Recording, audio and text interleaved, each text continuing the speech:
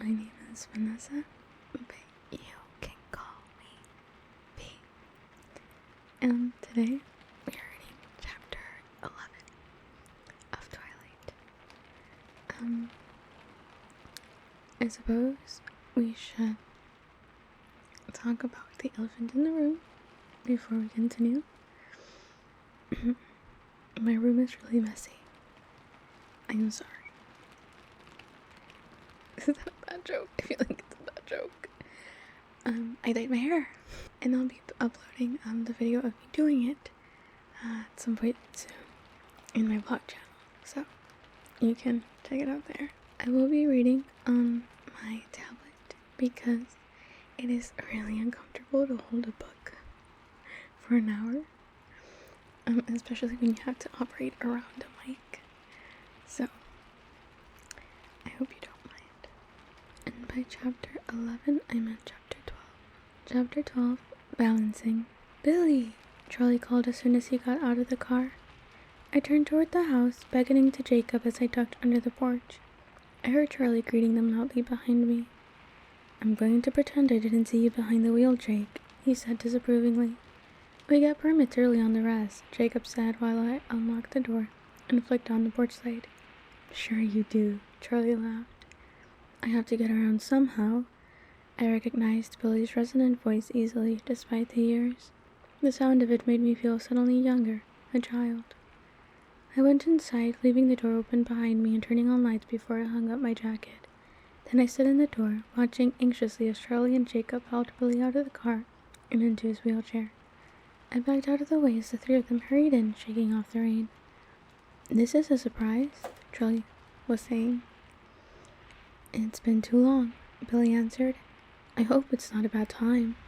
His dark eyes flashed up to me again, their expression unreadable. "No, it's great. I hope you can stay for the game." Jacob grinned. "I think that's the plan. Our TV broke last week." Billy made a face at his son. "And of course, Jacob was anxious to see Bella again," he added. Jacob scowled and tucked his head while I fought back a surge of remorse. Maybe I'd been too convincing on the beach. "Are you hungry?" I asked, turning toward the kitchen. I was eager to escape Billy's searching gaze. "Nah, we ate just before we came," Jacob answered. "How about you, Charlie?" I called over my shoulder as I fled around the corner. "Sure," he replied, his voice moving in the direction of the front room and the TV. I could hear Billy's chair follow. The grilled cheese sandwiches were in the frying pan and I was slicing up a tomato when I sensed someone behind me. "So, how are things?" Jacob asked. "Pretty good," I smiled. His enthusiasm was hard to resist. "How about you? Did you finish your car?" "No," he frowned. "I still need parts. We borrowed that one." He pointed with his thumb in the direction of the front yard. "Sorry, I haven't seen any. What was it you were looking for?" "Master cylinder," he grinned. "Is something wrong with the truck?" he added suddenly. "No." "Oh, I just wondered because you weren't driving it." I stared down at the pan, pulling up the edge of a sandwich to check the bottom side. "I got a ride with a friend." "Nice ride," Jacob's voice was admiring. I didn't recognize the driver, though. I thought I knew most of the kids around here. I nodded non-committally, keeping my eyes down as I flipped sandwiches. My dad seemed to know him from somewhere. "Jacob, could you hand me some plates? They're in the cupboard over the sink." "Sure." He got the plates in silence. I hoped he would let it drop now. "So, who was it?" he asked, setting 2 plates on the counter next to me.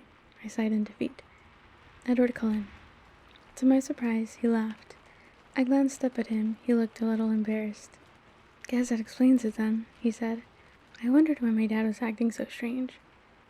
"That's right," I faked an innocent expression. "He doesn't like the Cullens." "Superstitious old man," Jacob muttered under his breath. "You don't think he'd say anything to Charlie?" I couldn't help asking, the words coming out in a low rush. Jacob stared at me for a moment, and I couldn't read the expression in his dark eyes. "I doubt it," he finally answered. "I think Charlie chewed him out pretty good last time. They haven't spoken much since. Tonight is sort of a reunion, I think. I don't think he'd bring it up again." "Oh," I said, trying to sound indifferent. I stayed in the front room after I carried the food out to Charlie, pretending to watch the game while Jacob chattered at me. I was just really listening to the men's conversation, watching for any sign that Billy was about to rat me out, trying to think of ways to stop him if he began. It was a long night. I had a lot of homework that was going undone, but I was afraid to leave Billy alone with Charlie. Finally, the game ended. "Are you and your friends coming back to the beach soon?" Jacob asked as he pushed his father over the lip of the threshold. "I'm not sure," I hedged. "That was fun, Charlie," Billy said. "Come up for the next game," Charlie encouraged. Sure, Billy said. "We'll be here. Have a good night." His eyes shifted to mine, and his smile disappeared. "You take care, Bella," he added seriously. "Thanks," I muttered, looking away. I headed for the stairs while Charlie waved from the doorway. "Wait, Bella?" he said. I cringed. Had Billy gotten something in before I joined them in the living room? But Charlie was relaxed, still grinning from the unexpected visit. "I didn't get a chance to talk to you tonight. How was your day?" "Good." I hesitated with one foot on the first stair, searching for details I could safely share. "My badminton team won all 4 games." "Wow, I didn't know you could play badminton." "Well, actually I can't, but my partner is really good," I admitted. "Who is it?" he asked with token interest. Mike Newton?" I told him reluctantly. "Oh yeah, you said you were friends with the Newton kid," he perked up. "Nice family," he mused for a minute. "Why didn't you ask him to the dance this weekend?" "Dad," I groaned. "He's kind of dating my friend Jessica. Besides, you know I can't dance." "Oh yeah," he muttered. Then he smiled at me apologetically. "So I guess it's good you'll be gone Saturday. I'd made plans to go fishing with the guys from the station. The weather's supposed to be real warm, but if you wanted to put your trip off till someone could go with you, I'd stay home. I know I leave you here alone too much." "Dad, you're doing a great job." "You really are, Charlie. You're doing an amazing job." "What is it?" "You're doing great, sweetie." I smiled, hoping my relief didn't show. "I've never minded being alone, and I'm too much like you." I winked at him, and he smiled his crinkly-eyed smile. I slept better that night, too tired to dream again. When I woke to the pearl gray morning, my mood was blissful. The tense evening with Billy and Jacob seemed harmless enough now. I decided to forget it completely. I caught myself whistling while I was pulling the front part of my hair back into a beret. "Brett?" And later again as I skipped down the stairs. Charlie noticed. "You're cheerful this morning," he commented over breakfast. I shrugged. "It's Friday." I hurried so I would be ready to go the second Charlie left. I had my bag ready, shoes on, teeth brushed, but even though I rushed to the door as soon as I was sure Charlie would be out of sight, Edward was faster. He was waiting in his shiny car, windows down, engine off. I didn't hesitate this time, climbing in the passenger side quickly, the sooner to see his face. He grinned his crooked smile at me, stopping my breath and my heart. I couldn't imagine how an angel could be any more glorious. There was nothing about him that could be improved upon. "How did you sleep?" he asked. I wondered if he had any idea how appealing his voice was. "Fine. How was your night?" "Pleasant." His smile was amused. I felt like I was missing an inside joke. "Can I ask what you did?" I asked. "No," he grinned. "Today is still mine." He wanted to know about people today. More about Renee, her hobbies, what we'd done in our free time together, and then the one grandmother I'd known, my few school friends, embarrassing me when he asked about boys I dated. I was relieved that I'd never really dated anyone, so that particular conversation couldn't last long. He seemed as surprised as Jessica and Angela by my lack of romantic history. "So you never met anyone you wanted?"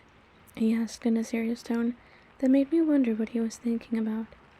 I was grudgingly honest. "Not in Phoenix." His lips pressed together into a hard line. We were in the cafeteria at this point. The day had sped by in the blur that was rapidly becoming routine.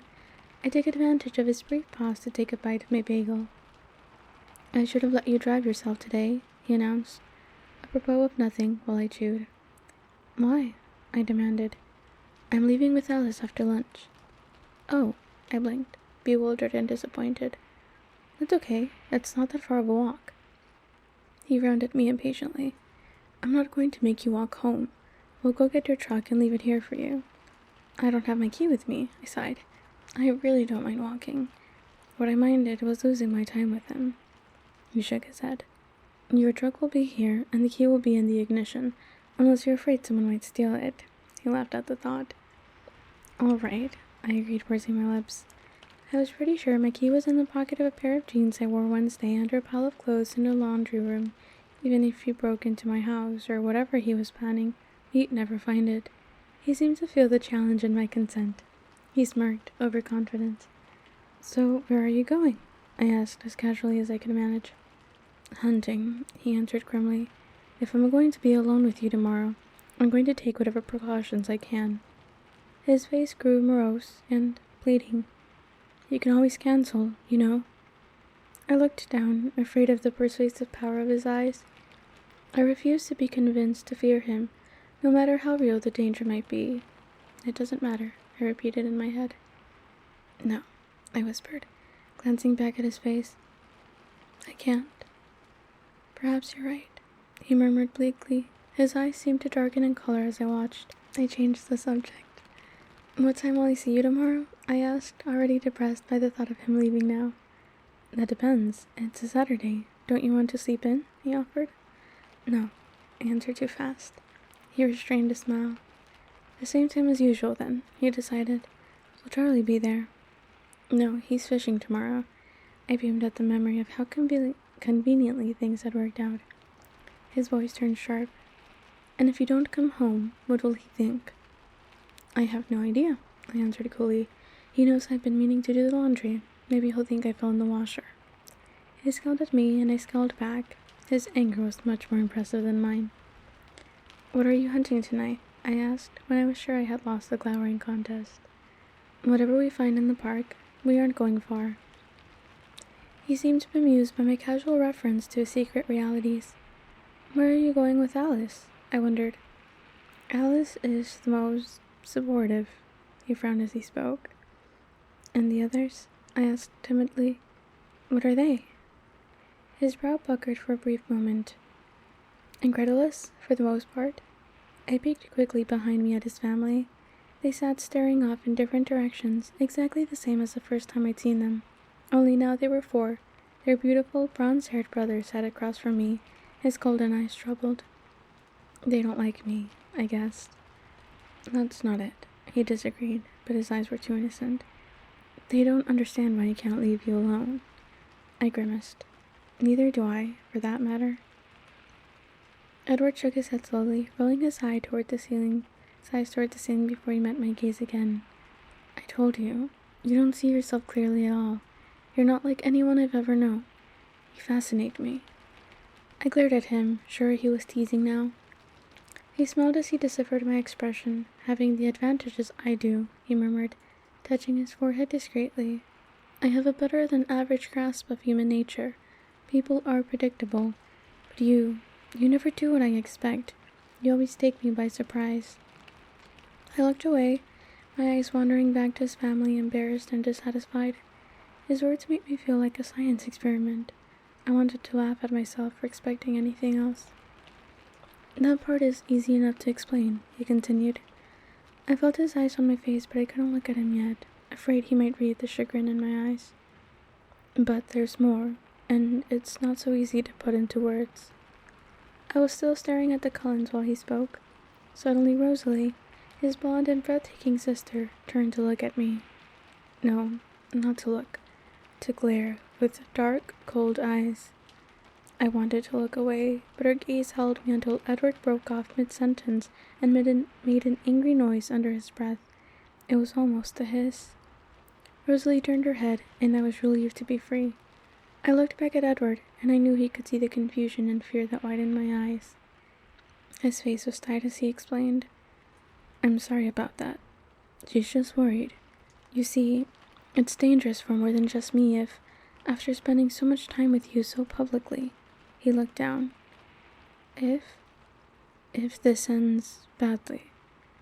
He dropped his head into his hands, as he had that night in Port Angeles.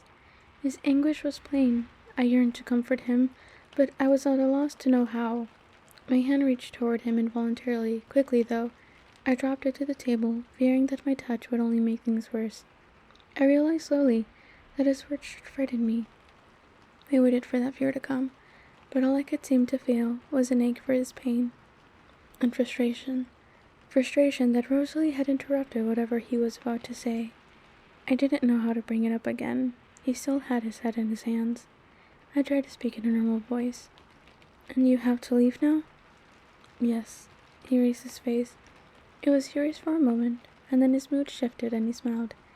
It's probably for the best. We still have 15 minutes of that wretched movie left to endure in biology. I don't think I could take any more. I started. Alice, her short inky hair and a halo of spiky disarray around her exquisite elfin face, was suddenly standing behind his shoulder. Her slight frame was willowy, graceful, even in absolute stillness. He greeted her without looking away from me. Alice? Edward? She answered, her high soprano voice almost as attractive as his. Alice, Bella, Alice. He introduced us, gesturing casually with his hand, a wry smile on his face. Hello, Bella. Her brilliant obsidian eyes were unreadable, but her smile was friendly. It's nice to finally meet you. Edward flashed a dark look at her. Hi, Alice, I murmured shyly. Are you ready? She asked him. His voice was aloof. Nearly. I'll meet you at the car. She left without another word. Her walk was so fluid, so sinuous that I felt a sharp pang of jealousy. Should I say have fun, or is that the wrong sentiment? I asked, turning back to him. No, have fun works as well as anything, he grinned. Have fun, then. I worked to sound wholehearted. Of course, I didn't fool him. I'll try, he still grinned. And you try to be safe, please. Safe in Forks, what a challenge. For you, it is a challenge. His jaw hardened. Promise. I promise to try to be safe, I recited. I'll do the laundry tonight. That ought to be fraught with peril. Don't fall in, he mocked.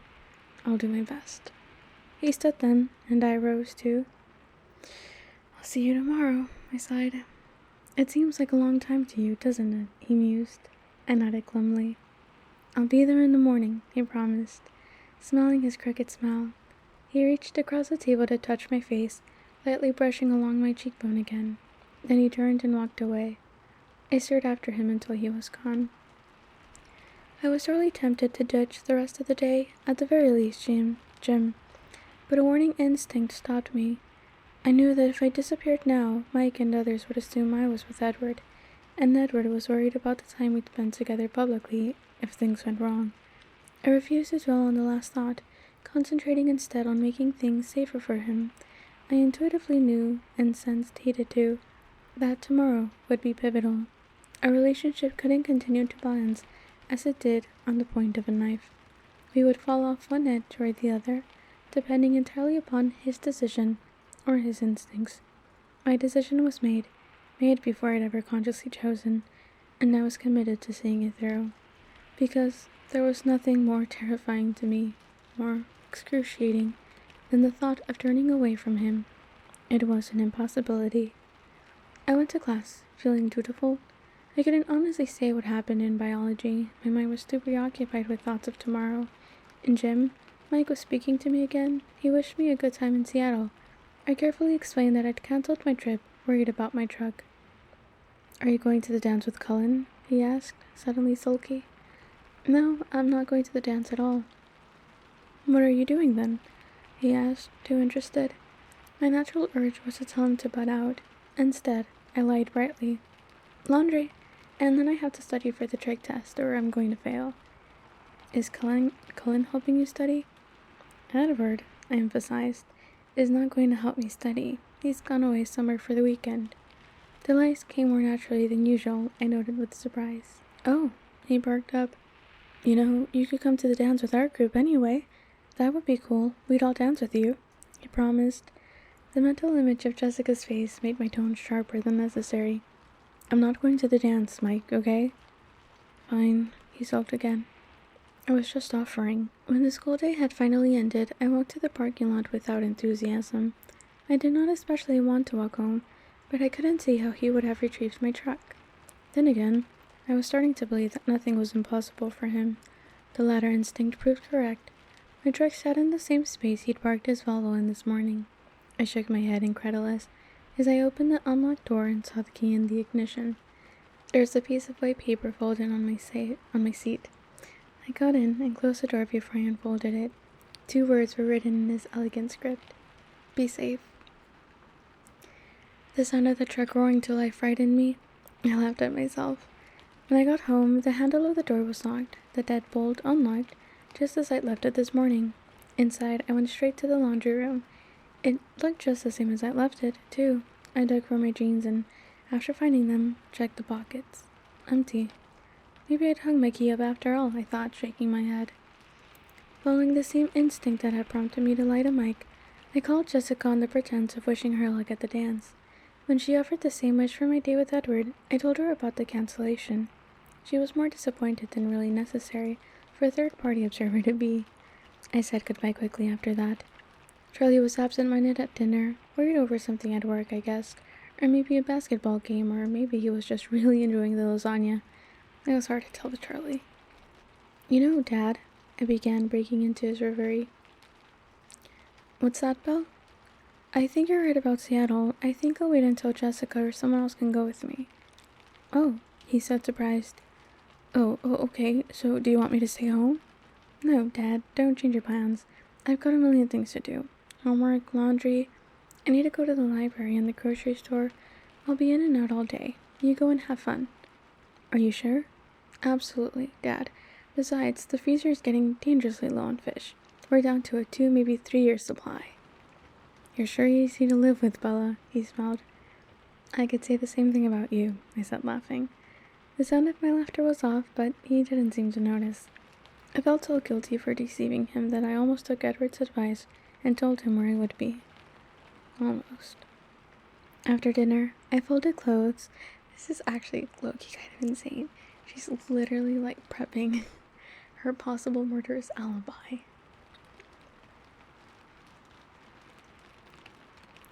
Well, I guess we're all just crazy together. After dinner, I folded clothes and moved another load through the dryer. Unfortunately, it was the kind of job that only keeps hands busy. My mind definitely had too much free time, and it was getting out of control. I fluctuated between anticipation so intense that it was very nearly pain, and an insidious fear that picked at my resolve. I had to keep reminding myself that I'd made my choice, and I wasn't going back on it. I pulled his note out of my pocket much more often than necessary to absorb the 2 small words he'd written. He wants me to be safe, I told myself again and again. I would just hold on to that faith that, in the end, that desire would win out over the others. And what was my other choice? To cut him out of my life? Intolerable. Besides, since I'd come to Forks, it really seemed like my life was about him. Let's be clear, in any other scenario, this is bad. If he is not a vampire or werewolf, it could still be bad, mind you, but at least it's a little bit more acceptable. But a tiny voice in the back of my mind worried, wondering if it would hurt very much if it ended badly. I was relieved when it was late enough to be acceptable for bedtime, and I was far too stressed to sleep, so I did something I'd never done before. I deliberately took unnecessary cold medicine, the kind that knocked me out for a good 8 hours. I normally wouldn't condone that type of behavior in myself, but tomorrow would be complicated enough without me being loopy from sleep deprivation on top of everything else. While I waited for the drugs to kick in, I dried my clean hair till it was impeccably straight and fussed over what I would wear tomorrow.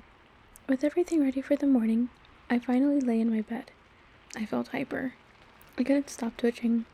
I got up and rifled through my shoebox of CDs until I found a collection of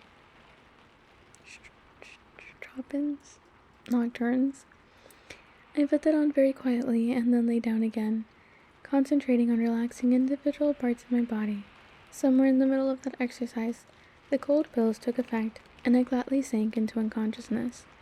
I woke early, having slept soundly and dreamlessly thanks to my gratuitous drug use. Though I was well rested, I slipped right back into the same hectic frenzy from the night before. I dressed in a rush, smoothing my collar against my neck, fidgeting with the tan sweater till it hung right over my jeans. I sneaked a swift look out the window to see that Charlie was already gone. A thin, cottony layer of clouds veiled the sky. They didn't look very lasting. I ate breakfast without tasting the food, hurrying to clean up when I was done. I peeked out the window again, but nothing had changed. I had just finished brushing my teeth and was heading back downstairs when a quiet knock sent my heart thudding against my ribcage. I flew to the door. I had a little trouble with the simple deadbolt, but I yanked the door open at last, and there he was. All the agitation dissolved as soon as I looked at his face, calm, taking its place. I breathed a sigh of relief. Yesterday's fears seemed very foolish with him here. He wasn't smiling at first. His face was somber, but then his expression lightened as he looked me over, and he laughed. "Good morning," he chuckled. "What's wrong?" I glanced down to make sure I hadn't forgotten anything important like shoes or pants. "We match," he laughed again. I realized he had a long light tan sweater on with a white collar showing underneath and blue jeans. I laughed with him, hiding a secret twinge of regret. Why did he have to look like a runway model when I couldn't? I locked the door behind me while he walked to the truck. He waited by the passenger door with a murdered expression that was easy to understand. "We made a deal," I reminded him smugly, climbing into the driver's seat and reaching over to unlock his door. "Where to?" I asked. "Put your seatbelt on. I'm nervous already." I gave him a dirty look as I complied. "Where to?" I repeated with a sigh. "Take the 101 north," he ordered. It was surprisingly difficult to concentrate on the road while feeling his gaze on my face. I compensated by driving more carefully than usual through the still sleeping town. "Are you planning to make it out of Forks before nightfall?" "This truck is old enough to be your car's grandfather. Have some respect," I retorted. We were soon out of the town limits, despite his negativity. Thick underbrush and green swath. Trunks replaced the lawns and houses. "Turn right on the 110, he instructed just as I was about to ask. I obeyed silently. Now we drive until the pavement ends. I could hear a smile in his voice, but I was too afraid of driving off the road and proving him right to look over and be sure. "And what's there, at the pavement's end?" I wondered. "A trail." "We're hiking?" Thank goodness I worn tennis shoes. "Is that a problem?" He sounded as if he'd expected as much. "No." I tried to make the lie sound confident, but if he thought my truck was slow. "Don't worry, it's only 5 miles or so, and we're in no hurry." 5 miles. I didn't answer so that he wouldn't hear my voice crack in panic. 5 miles of treacherous roots and loose stones, trying to twist my ankles or otherwise incapacitate me. This was going to be humiliating. We drove in silence for a while as I contemplated the coming horror. "What are you thinking?" he asked impatiently after a few moments. I lied again. "Just wondering where we're going." "It's a place I like to go when the weather is nice." We both glanced out the windows at the thinning clouds after he spoke. "Charlie said it would be warm today." "And did you tell Charlie what you were up to?" he asked. "Nope." "But Jessica thinks we're going to Seattle together." He seemed cheered by the idea. "No, I told her you canceled on me," which is true. "No one knows you're with me?" angrily now. "That depends. I assume you told Alice?" "That's very helpful, Bella," he snapped. I pretended I didn't hear that. "Are you so depressed by Forks that it's made you suicidal?" he demanded when I ignored him. "You said it might cause trouble for you, us being together publicly," I reminded him. "So you're worried about the trouble it might cause me if you don't come home?" His voice was still angry and bitingly sarcastic. I nodded, keeping my eyes on the road. He muttered something under his breath, speaking so quickly that I couldn't understand. We were silent for the rest of the drive. I could feel the waves of infuriated disapproval rolling off of him, and I could think of nothing to say. And then the road ended, constricting to a thin foot trail with a small wooden marker. I parked on the narrow shoulder and stepped out, afraid because he was angry with me, and I didn't have driving as an excuse not to look at him. It was warm now, warmer than it had been in Forks since the day I'd arrived, almost muggy under the clouds. I pulled off my sweater and knotted it around my waist, glad that I'd worn the light sleeveless shirt, especially if I had 5 miles of hiking ahead of me. I heard his door slam, and looked over to see that he'd removed his sweater too. He was facing away from me, into the unbroken forest beside my truck. "This way," he said, glancing over his shoulder at me, eyes still annoyed. He started into the dark forest. "The trail!" Panic was clear in my voice as I hurried around the truck to catch up to him. I said there was a trail at the end of the road, not that we were taking it. "No trail?" I asked desperately. "I won't let you get lost," he turned then with a mocking smile, and I stifled a gasp. His white shirt was sleeveless, and he wore it unbuttoned, so that the smooth white skin of his throat flowed uninterrupted over the marble contours of his chest. His perfect musculature no longer merely hinted at behind concealing clothes. He was too perfect, I realized with a piercing stab of despair. There was no way this godlike creature could be meant for me. He stared at me, bewildered by my tortured expression. "Do you want to go home?" he said quietly, a different pain than mine saturating his voice. "No." I walked forward till I was close beside him, anxious not to waste 1 second of whatever time I might have with him. "What's wrong?" he asked, his voice gentle. "I'm not a good hiker," I answered dully. "I'll have to be very patient." "I can be patient if I make a great effort," he smiled, holding my glance, trying to lift me out of my sudden, unexplained dejection. I tried to smile back, but the smile was unconvincing. He scrutinized my face.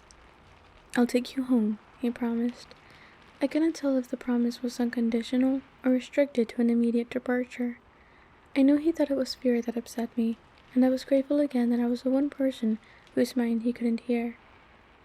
"If you want me to hike 5 miles through the jungle before sundown, you'd better start leading the way," I said acidly. He frowned at me, struggling to understand my tone and expression. He gave up after a moment and led the way into the forest. It wasn't as hard as I had feared. The way was mostly flat, and he held the damp ferns and webs of moss aside for me. I really like moss.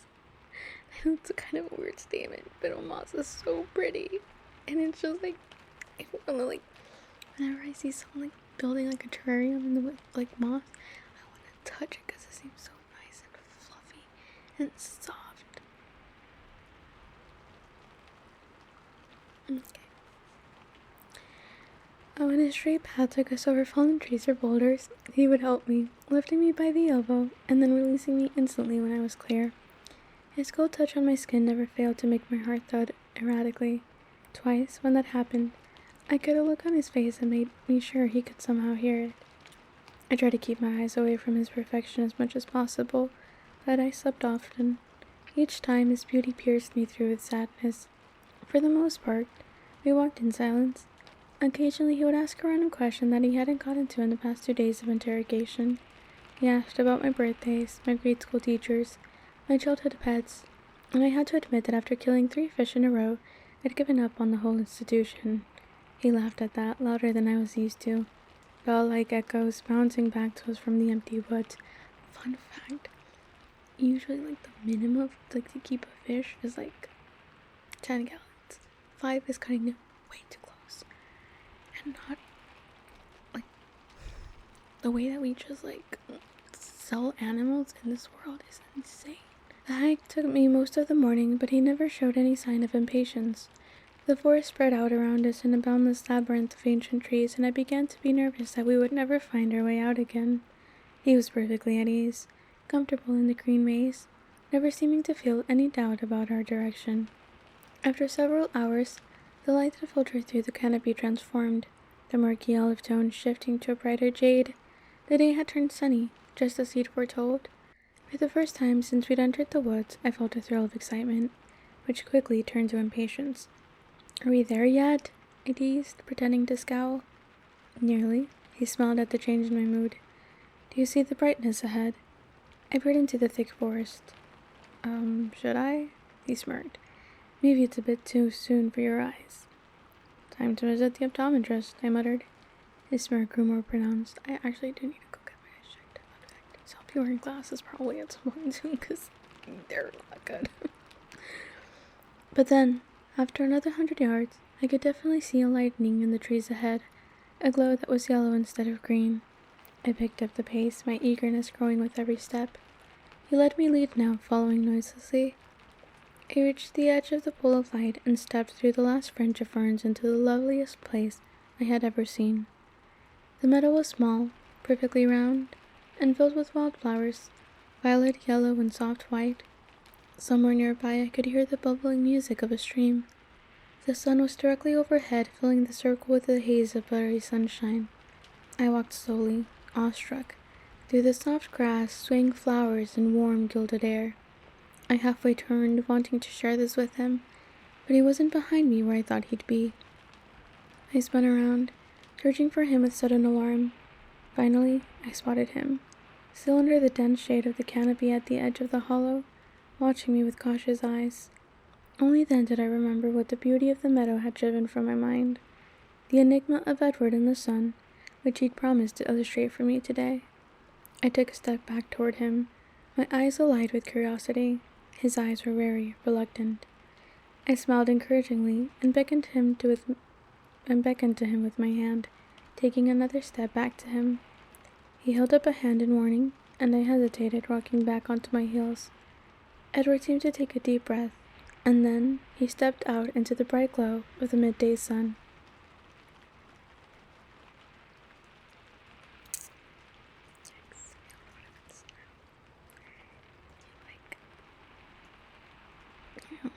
Like, tries to not kill her. Is basically what happened. But he does so successfully. So there is a lot going on right now. I'm trying to just like get things in control, right? So we're gonna be moving soon in 2 months now, and so there's a lot that needs to be done, and that's just like where my focus is at. I also like that's the thing about working 3-day tolerance shifts is that you don't do anything else on those 3 days because you're already working 12 hours, and then that's not even adding in commute, right? And like getting ready and eating. So so whenever it's like on the weekend, I'm just like strictly working and sleeping, hopefully. So if I don't get anything done like on the 4 days I'm off, then it's until next week. So it's a little, I feel like pressured with time, right? Because if I don't do it this week, I'm gonna have to wait until like, the week is over. So it's a little weird.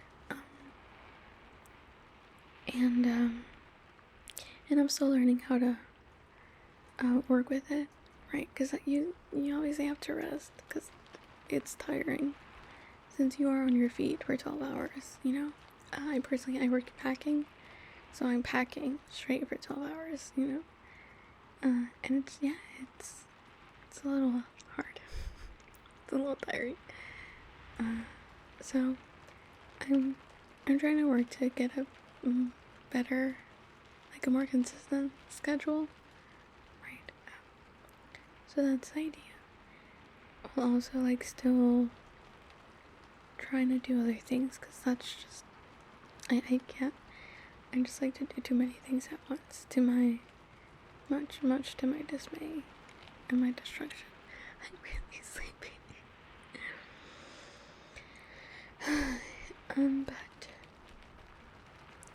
But I read too. Okay, so I don't have any Audible credits, so I finally got to a couple books I added onto my library because they were just like included with the membership, and they were really interesting. So one of the books I read was Supermaker, which is written by the lady who created Schmidt's deodorant, which not the most glamorous thing, but it's a very interesting story. And so just as someone who likes business, and then after I finished that, I really started reading How to Unfuck Your Brain, which was also really interesting, but something you need to take your time with, right, and read a couple times over. And I didn't want to keep reading that in the middle of a work shift, so I ended up reading Made to Stick, which is a story, and not a story, which is a book about how to make things stick. It's about basically like the psychology and the science. Is it the science? Maybe it's the science. And it's a really interesting book about how to make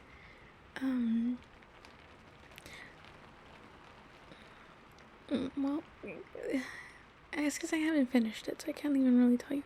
But like what we're exploring right now is, why do things stick? right? Like, for example, Proverbs is like a very common thing. Or like, why do these things surpass, you know, time and even like geographic locations and culture? And so it's very interesting.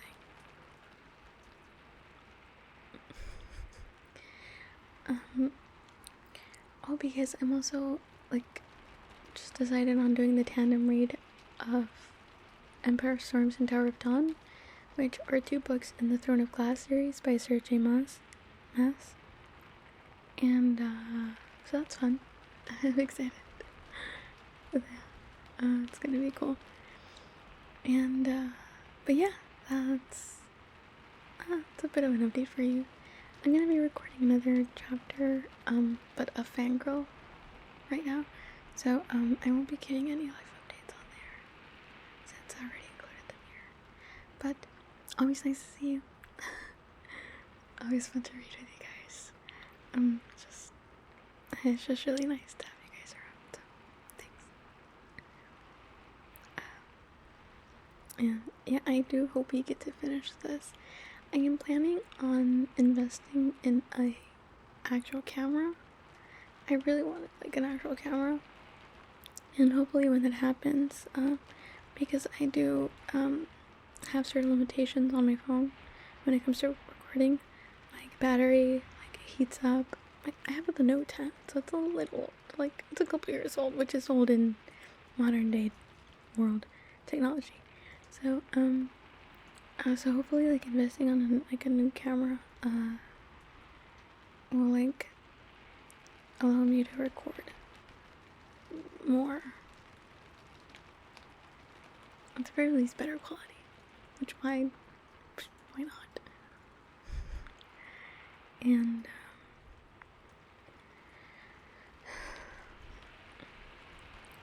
but yeah, I hopefully I can record like multiple videos.